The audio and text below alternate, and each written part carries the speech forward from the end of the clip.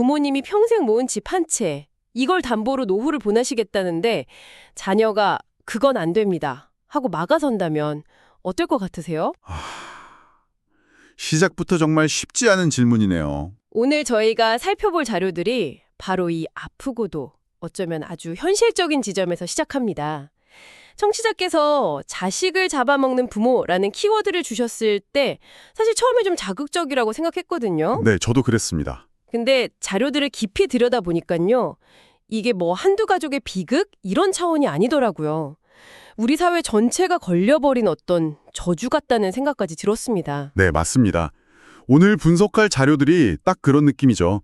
서로 다른 퍼즐 조각 같은데 다 맞춰보면 하나의 그림이 딱 나옵니다. 어떤 자료들인가요? 하나는 부모님의 마지막 보루인 주택연금을 둘러싼 자녀 세대의 그 복잡한 속마음을 담은 연구고요. 아, 네. 다른 하나는 지금의 5060 세대와 2030 세대가 어쩌다 이렇게까지 자산 격차가 심해졌는지 그 기원을 추적한 심층 보고서입니다. 그리고 마지막 하나가 아주 흥미롭던데요. 네, 이 모든 현상의 밑바닥에 깔린 한국 사회의 멈출 수 없는 성장 욕망을 에리식톤 컴플렉스라는 신화적 관점에서 해부한 책 리뷰입니다. 좋습니다. 그럼 이번 분석의 목표는 명확하네요. 자식을 잡아먹는 부모라는 말이 대체 왜 나왔는지, 이게 정말 부모 세대의 탐욕 때문인지, 아니면 자녀 세대의 이기심 때문인지. 혹은 둘 다 아닌 제3의 원인이 있는 건지. 네, 우리 모두가 암묵적으로 동의해온 어떤 거대한 시스템의 문제인지 오늘 그 본질을 한번 제대로 파헤쳐 보겠습니다. 네, 그럼 먼저 이 갈등의 시작점부터 짚어보죠. OECD 최고 수준이라는 우리나라 노인 빈곤율 문제, 여기서부터 출발해야 할 것 같아요. 맞습니다. 사실상 유일한 노후 대비책이 집 한 채인 분들이 정말 많거든요. 그래서 나온 제도가 바로 주택연금이잖아요. 그렇죠. 국가가 보증하는 아주 좋은 제도입니다. 내가 가진 집에 계속 살면서 그걸 담보로 매달 연금을 받는 거죠. 그리고 돌아가신 후에 은행이 집을 처분해서 정산하는 방식이고요. 네, 부모님 입장에서는 살던 집에서 계속 살 수 있으니 주거 안정성도 지키고요. 매달 고정적인 함금 흐름도 생기니 어떻게 보면 이상적인 해결책이죠. 그런데 좀 이상하지 않나요? 자료에 나온 설문조사를 보니까 자녀 세대의 72.5%가 우리 부모님 노후 준비 부족하다고 걱정한대요. 네, 걱정은 많이 하죠. 그 이유가 본인들 키우고 교육시키고 결혼자금 대주시느라 그랬다고 생각하고요. 근데 정작 그 해결책이 될 수 있는 주택연금 가입은 왜 반대하는 걸까요? 이게 그냥 욕심일까요? 아니면 다른 절박한 이유라도 있는 걸까요? 바로 그 지점이 오늘 이야기의 핵심입니다. 연구 자료의 심층 인터뷰를 보면요. 자녀들의 반대가 단순히 부모님 재산 내가 빨리 물려받고 싶다. 이런 이기심만으로는 설명이 안 돼요. 아, 그런가요? 그 이면에는 희망의 상실에 대한 공포가 깔려 있습니다. 한마디로 부모님의 저 집이 내가 인생에서 기댈 수 있는 마지막 동아줄이라고 생각하는 거예요. 마지막 동아줄이요? 네. 지금 2030, 넓게 보면 40대 초반까지 이 세대는 월급을 아무리 모아도 수도권에 집 한 채 사는 게 거의 불가능에 가깝다는 걸 피부로 느끼고 있거든요. 그렇죠. 현실적으로 그렇죠. 그러니 부모님이 돌아가신 후에 물려받을 저 집 한 채가 내 집 마련의 유일한 희망인 겁니다. 계층 상승의 마지막 사다리인 셈이죠. 아, 그런데 부모님이 주택연금에 가입하시는 순간 그 사다리가 그냥 눈앞에서 치워져 버리는 거예요. 부모님의 안정적인 노후도 물론 중요하지만 내 미래가 송두리째 사라질 수 있다는 불안감이 훨씬 더 큰 거죠. 와, 듣고 보니 정말 복잡한 심리네요. 어머니, 아버지 편안한 노후 보내세요. 그런데 제 미래의 발판이 될 그 집은 쓰지 마시고요. 그렇죠. 그걸 차마 입 밖으로 꺼낼 수는 없으니까요. 그러니 이런저런 핑계를 대면서 반대하게 되는군요. 부모님 노후 걱정과 내 미래 걱정 사이에서 엄청난 내적 갈등을 겪고 있겠어요. 맞습니다. 그래서 자료에서도 모순적 태도라는 표현을 써요. 부모의 노후 부양을 책임질 자신은 없으면서 부모가 스스로 노후를 해결하려는 시도는 막아서는 상황. 비극적이네요. 네, 이 갈등은 개인의 인성 문제가 아니라 자력으로 미래를 설계할 수 없게 된 젊은 세대가 처한 구조적 공경에서 비롯된 비극이라고 분석하고 있습니다. 그럼 이 자녀 세대의 절박함이 어디서부터 시작됐는지 그 근본적인 원인을 좀 더 파고들어야겠네요. 이 집 한 채를 둘러싼 갈등이 사실은 지난 수십 년간 벌어진 거대한 자산 격차의 결과물이다. 이런 생각이 드는데요. 정확합니다. 그 절박함은 하늘에서 뚝 떨어진 게 아니죠. 다른 보고서가 세대별 자산 형성 과정을 비교 분석하면서 그 원인을 아주 명확하게 보여줍니다. 어떻게요? 먼저 기성세대, 그러니까 베이비부머 세대를 보죠. 1955년에서 63년생. 이분들이 사회생활을 시작했던 80년대, 90년대는 한국 경제의 황금기였습니다. 아, 그때는 열심히 일하면 내 집 한 채는 마련할 수 있다. 이런 믿음이 있었던 시대잖아요. 네, 그게 그냥 믿음이 아니었어요. 실제 데이터로 증명이 됩니다. 자료에 실린 그래프를 보면 당시에는 가구 소득 상승률이 아파트 가격 상승률을 앞지르는 구간이 분명히 존재했어요. 아, 정말요? 네, 월급을 한 10년, 15년 꾸준히 모으면 서울에 괜찮은 아파트를 살 수 있다는 계산이 나왔습니다. 지금 젊은 세대에겐 거의 신화처럼 들리는 얘기죠. 그렇죠. 게다가 당시엔 청각제도 문턱도 낮았고요. 전세 끼고 집 사는 소위 갭투자 방식으로 자산을 불릴 기회도 훨씬 많았습니다. 경제가 계속 성장할 거라는 낙관적인 전망도 있었고요. 반면에 그 자녀 세대인 에코 세대가 마주한 현실은 완전히 달랐죠. 네, 180도 달랐다고 봐야 합니다. 에코 세대는 IMF 외환위기 이후 저성장 시대의 사회에 진출했어요. 일자리는 줄고 비정규직은 늘고요. 맞습니다. 소득은 제자리 걸음인데 부동산 가격은 그야말로 수직으로 상승했습니다. 보고서에 담긴 심층 인터뷰 내용이 정말 뼈아픈데요. 어떤 내용이었나요? 한 30대 직장인이 이렇게 말해요. 부모님 세대는 본인들의 노력이 자산 증식으로 이어진 성공 경험을 갖고 계세요. 하지만 저희는 아무리 노력해도 월급만으로는 따라잡을 수 없는 격차를 매일 확인합니다. 아, 이건 출발선이 다른 게 아니라 아예 다른 트랙을 달리고 있는 기분이에요. 라고요. 다른 트랙을 달리고 있다. 와, 정말 공감 가는 말이네요. 제 주변 친구들을 봐도 그래요. 결혼 얘기가 나오면 우리 힘으로 시작하자. 이게 아니라 양가에서 얼마나 도와주실 수 있는지부터 현실적으로 계산하잖아요. 바로 그겁니다. 시작 전부터 부모의 자산이 내 인생의 가장 큰 변수가 되어버린 거죠. 네, 보고서는 부모 찬스 없이는 부동산 자산을 취득하는 것이 거의 불가능한 구조가 고착화되었다고 지적합니다.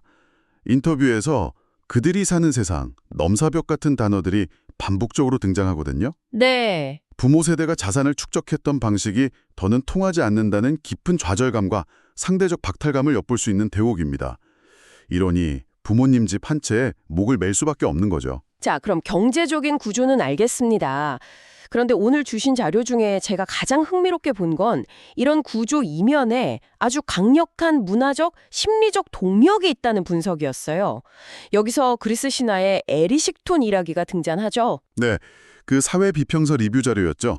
이 에리식톤이라는 비유가 지금 우리가 이야기하는 현상의 본질을 정말 정확하게 꿰뚫는다고 생각합니다. 에리식톤, 그게 어떤 인물이죠? 신화 속에서 테살리아의 왕인데요.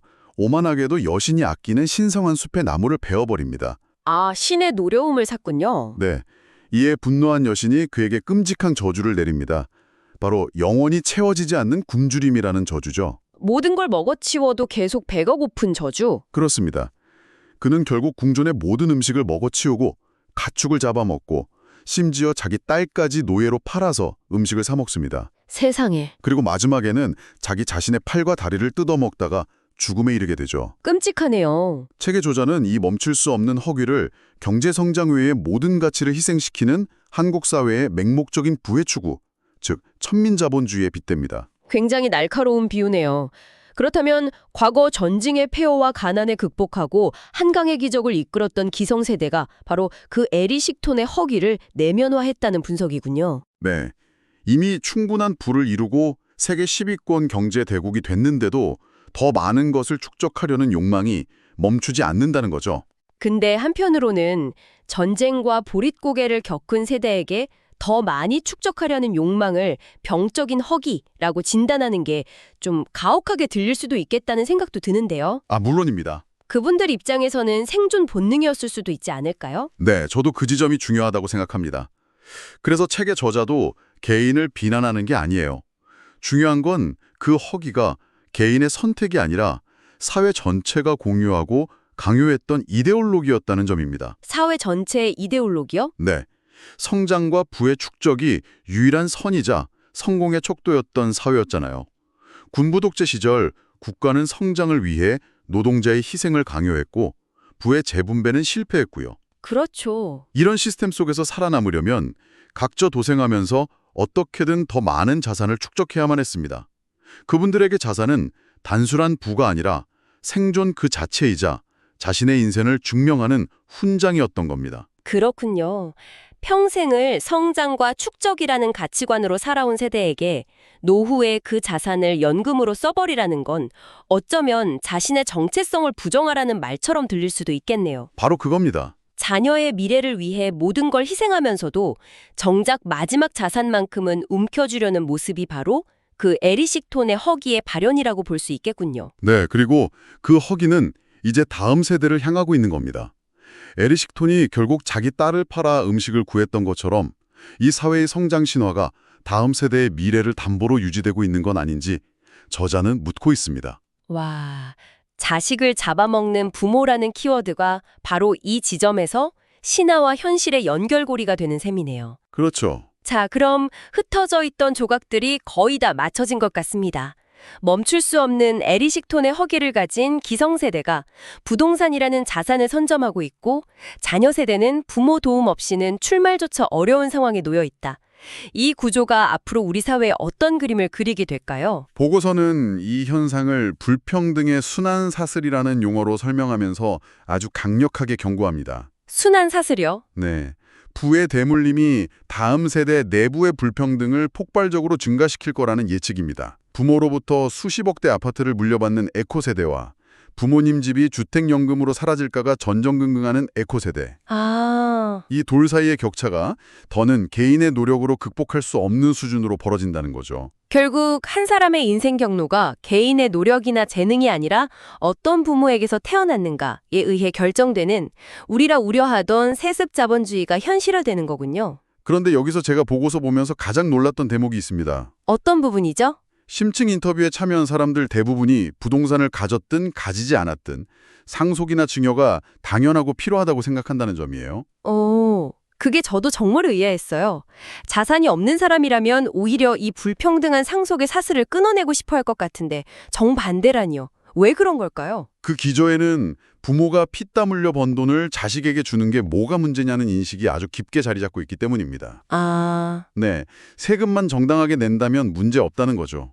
더 나아가서 지금 자산이 없는 사람조차도 언젠가 자신도 자식에게 무언가를 물려줄 수 있을 거라는 희망, 혹은 그래야만 한다는 부모로서의 의무감을 가지고 있는 거예요. 이 순환의 사슬을 뜯는 것을 부모의 사랑을 부정하는 것처럼 여기는 분위기. 네, 그런 사회적 분위기가 있는 겁니다. 결국 모두가 이 불평등한 게임의 규칙에 동의하고 있는 셈이군요.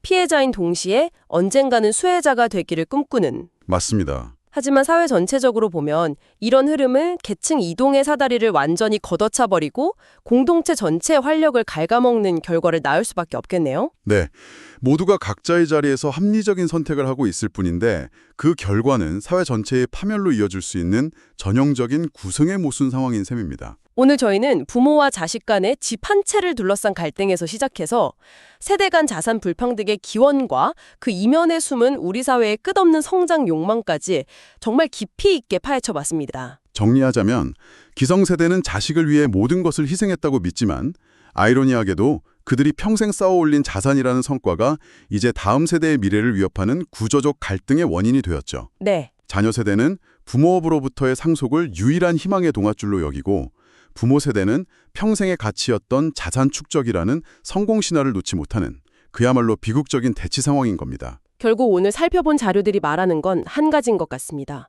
한국의 부모 세대는 자식을 너무나 사랑한 나머지 자식의 미래를 먹어치우는 에리식 톤의 저주에 걸려버렸다. 이건 개개인의 탐욕이나 이기심의 문제가 아니라 우리 모두가 동조하고 합작해온 성장 신화가 낳은 비극인 셈이죠. 네, 그렇게 볼 수 있습니다. 오늘 분석을 마무리하며 청취자 여러분께 이런 질문을 던지고 싶습니다. 오늘 살펴본 자료들은 세금이나 주택 공급 같은 정책적 해법을 논하기도 합니다.